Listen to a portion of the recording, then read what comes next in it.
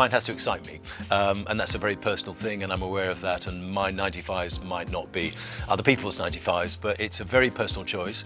I taste every single wine that goes into my report. It's only me that tastes the wines, and they're just wines that excite me. They're often wines of place and of people, and I think those two things are very important, that you get that combination of an amazing winemaker or team of winemakers and viticulturists interpreting grapes from a particular site. Some of them are blends, you know, they could be blends from different vineyards, but I think that many of the wines I like most tend to be those small volume, site-specific wines, and the wines that, you know, it's an emotional response. It's partly based on the experience I've had of tasting wine for, 35, 40 years almost around the world, and wine still excites me, and the wines that still excite me, if you like, get 95 points.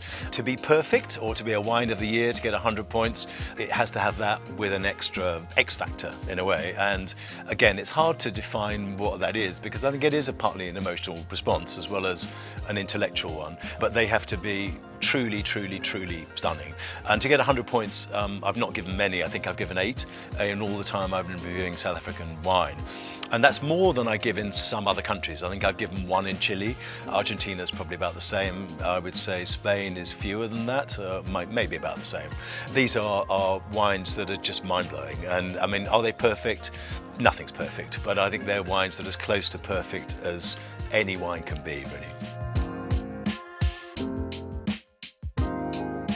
I love working with private clients because they share my values. You know, I think that they're focused on excellence, and that's the thing that really excites me about what they do.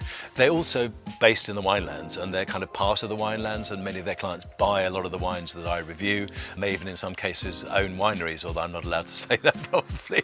So it's a pleasure to work with such a professional team who are invested in the events, and I think the events are professionally run. We do them in great venues. There's music, there's life, there's energy, and I think it's truly a focus for what's best about South African wine, and I'm proud to work with them and to put those things on together, really.